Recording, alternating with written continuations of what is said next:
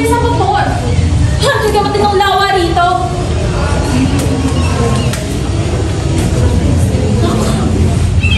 Doña Victorina, baka umupa sa mga kolorete sa iyong mukha sa init ng ulo mo. La solusyon ay sensilas. Gumawa ng kanal mo ng iyong nagagawin. Kung sa gayon, mas mabilis at walang makakasal. Don Simon, malaking gastos yan. Saan kukuha ng pera? At bakit masasahurin? Gamitin ng mga bilanggo. Matatanda, baka naman bata. Naku, posible ang magdulot ng himagsikan. Naghimagsik ba ang Ehipto sa paggawa ng piramide? Napakahina mo sa kasaysayan, Don Custodio. Bueno, ngunit iba ang Pilipino. Lalaban sila sa sapilitang paggawa. Iba na ang panahon ngayon, Don Custodio. Hindi na maghihimagsik ang mga Pilipino kahit nawihan pa natin ang buwi sa trabaho. At wala ng debate dito. Adios! Masama ang epekto ng mukha ni Simon. Hindi ba lang sinaguli sa matagal lang ng tiro? Ido! Kamusta ka naman, kaibigan? Kamusta sa Pilipinas niya ako? Tuloy pa rin mo ako sa Pilipinas. Habang sikas na sago naman eh. Akala pa rin sa yan. Saan talaga yan? May iba tayo. Kamusta ang balak yung sama dyan yung Domingo Castilla? May sasakatuparan ako. Binigyan namin si Padre Irene ng kabayo upang kumbinsi ng Kapitan General. Kung pumayag man, saan yung umuwi ng bondo? Mag-aambag ang mga estudyante. May maestro naman. Kasi makaray kay may bahay para gawing paralan. Di man natin natututo naman kayo ng Kastila. Hindi na lumalakad tayo ng paulong. Maiwan ko muna kayo pupunta pa ako sa itaas. Hey, sige pa talaga ninyo talaga. Laging may muna. Yan mo na. May iba tayo. Ano naman ang sabi ng amayin mo? Kapag yung Paulita. Paulita?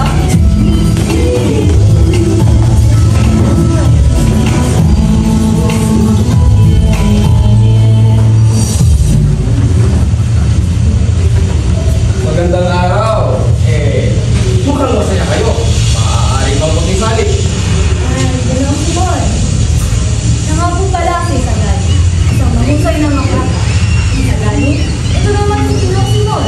Ang malapit na tagapayo ng Kapitan General na kung tawagin din ay Moreno Cardinal. Simon, nakapunta na ba kayo sa kanilang bayan? Basilio, ang bawat segundo ay mahalaga. Balita kong araw mahihirap ang mga tao roon. Kaya hindi nga raw sila makabili ng mga alakas. Mawalang galang na po. Pero ang bawat siyente mo rin ay mahalaga. Ayaw namin siyahin ito sa mga hindi naman kailangan. Aba, magaling. Bueno, eto, saluhan nyo na lang ako sa serbesa. Buenas gracias, senyor. Ngunit kami po hindi umiinom ng alak. At bakit hindi? Hindi ba't sabi ni Padre Camora na nakakasang akong puro tubig lang ang iniinom? Matamis ang tubig, pero kaya itong pumatay ng apoy. Kapag nagalit, talagang nagluluwas. Mahusay na sagot, iho. Bakata ka nga. Katapwat, lahat ng mga sinabi mo ay pangarap lamang. Bueno, muuna na ako at tutuloy ko ba akong iinom ng serbesa?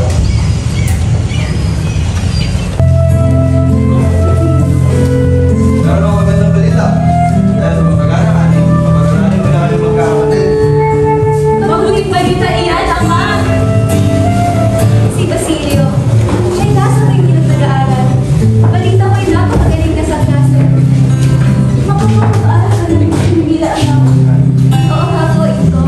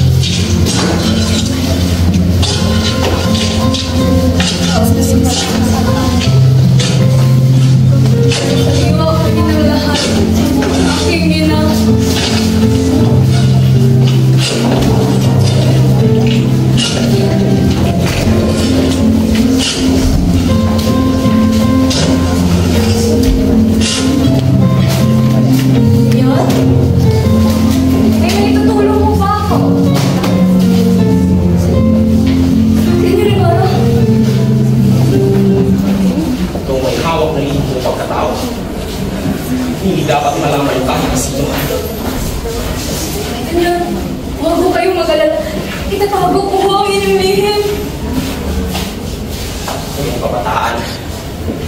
Puro pangarap. Kastila? Para saan? Para patayin ang sariling wika? Hindi po. Sa wikang Kastila, mas mapapalapit tayo sa mga daan at magdudulot ng pagkakaisa ng mga pulo. Mali! Gagamitin niyo ang Kastila para patayin ang sariling wika. Tagaan ba yun kung isip niyo banyaga? Mas lalo kayo maging alipin! Tulungan mo ako, Basilio. Gamitin mo ang lakas mo para sa bayan. No, karangalan ko pong marinig ang iyong layunin, ngunit hindi ko kaya sundin ang iyong hinihiling.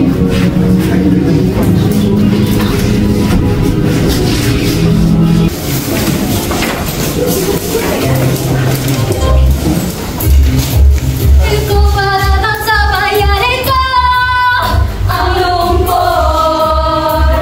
Kahit anong gawin kung walang arik na titira, ang hirap.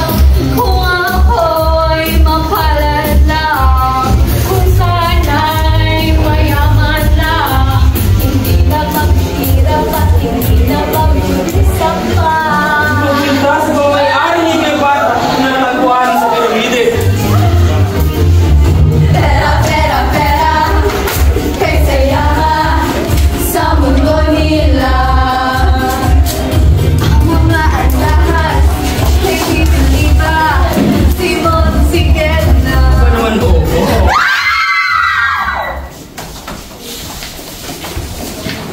Kayo po, Kapresang Tales. Naitago po ba kayo, Alamos? Ay, pabili na lahat ng anak ko. Dahil lang ngayon ng halaga. Ano ka, best standard? Nasaan po nga ito si Maria Clara? Tapos yung mga nakaka. O, kayo ba yung Martin Emeralda? Talaga? Ayun. Ang ganda. Teka, kailangan ko sabihin sa mga kaibigan. Ganda. Magkano ba kung bibili ka naman? Magkano? 500 piso? 1,000 o 5,000? O kung gusto mo, ipagpalit ka sa ibang mga lahas. Pumili ka lang. Kung papayagan ninyo, kunin ko muna ang pabis ng anak ko sa huli. Antayin niyo lang ako.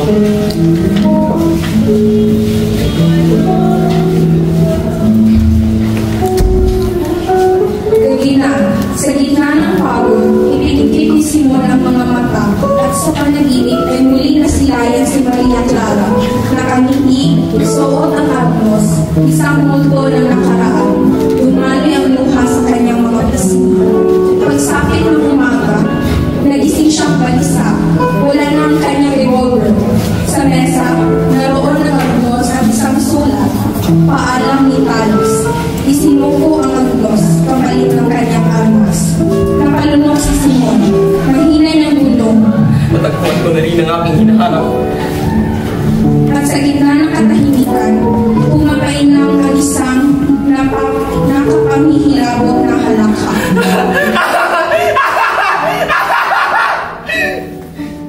Don Simon! Ano bang kailangan natin pag-usapan? Ngunit naman Rita, ang tatlong bigante, hindi pa rin nababayaran. Naloko na! 1,000 utang mo. Sige, gawin na lang natin ito. Kung papayag ka naman, itago ko ang mga armas mo sa pagkilapin mo. Pa, yun na mga pala. Sige, wala. Ano? Sige na nga lang, ano nga ako. Yan ang mga bayan. Okay. Kasunduan na to, Beroka. Huwag mong sisirain.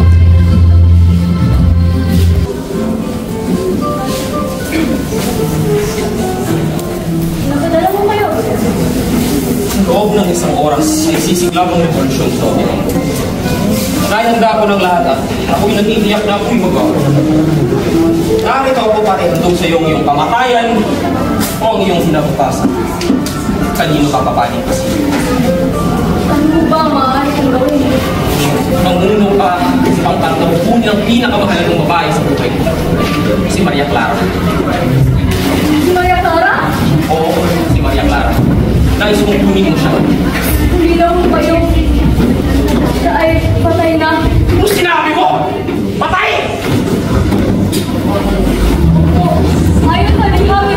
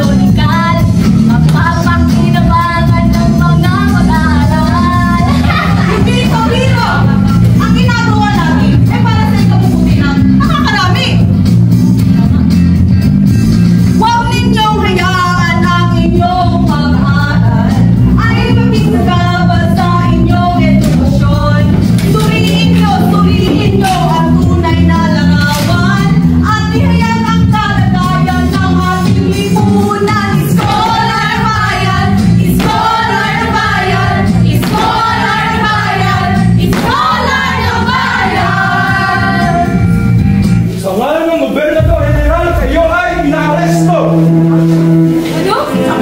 Bakit wala ka na ginagawa masama? Sangkap ka sa kilusang revolusyonaryo!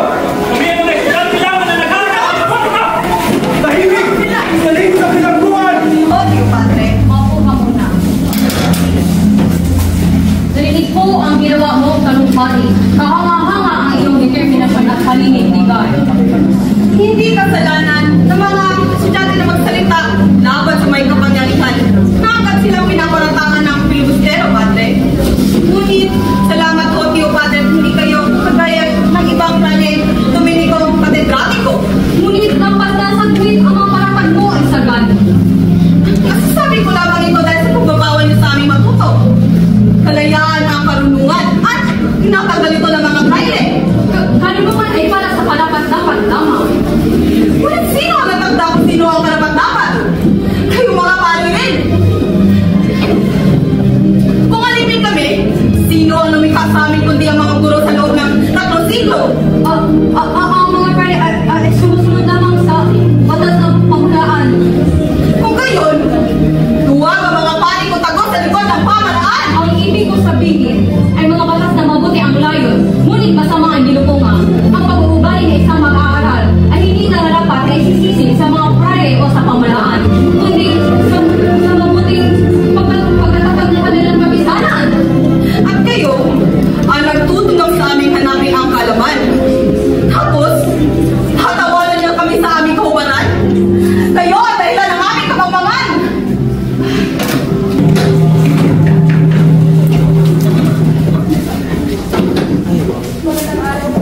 Oh, Pia, Nena. Maupo ka. Padre, tulungan niyo ako kami. Tinakit ni Basilio. Wala siyang kasalanan. Si, ako naman. Bukas na bukas ay makakalaya na siya. Maraming salamat po, Padre. Kahit ano, para sa bisita naman. Kahit ano, ay ibigay mo. Padre, huwag naman po. Wala mo kami ibang hapos dito kaya kapag niyo. Maawa po kayo. Mana, tumahimik ka. Huwag mo hadlangan ang awa ng Diyos. Padre, hindi ko po kaya. Huli na!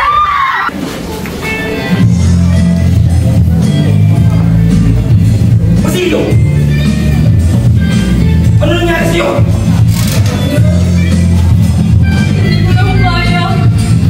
Hindi ko na alam anong gagawin. Tama ko sa mga anak at kapatid. Basilio, makinig ka. Kung hindi tayo kikilos, sino pa ang kikilos? Ano pa ang ating hinihintay? Kung di ka ngayon lalaban, kailan ka pa lalaban? Kung malapit ka nang mamatay. Kung hindi ngayon, kung hindi ngayon, kung hindi ngayon, kailan pa?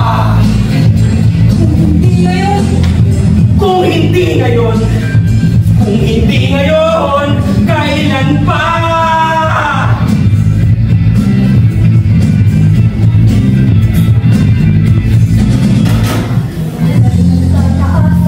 Para lang yung minumusal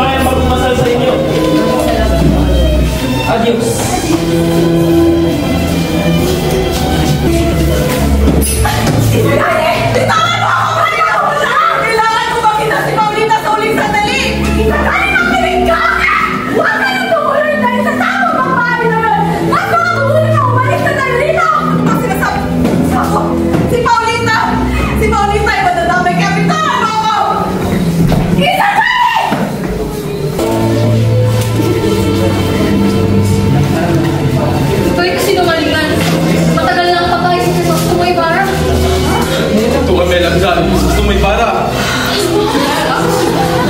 Huwag hayaan sira ng gabi. Papatuloy ang kasiyahan. Hindi ba kamatayan ang ibig sabihin nito? Bayan? Mamamatay ng lampara. Itaas mo ang minsa.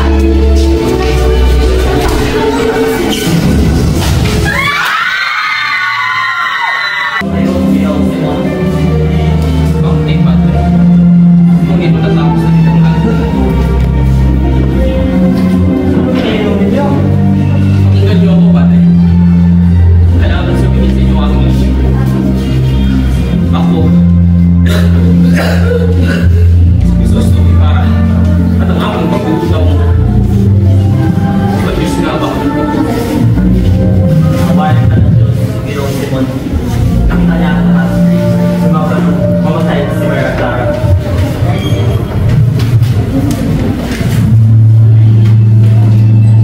Habang nagkaroon sa kayamanan ginamit sa paghihinanti ay nilago ng dagat. Kasabay ng pagbagsak ng isang pusong puno ng pangarang at dalamhati at sa pagbibigan ng gabi na natili ang tanong, makakamit pa ba ng bayan ang tunay na kalayaan?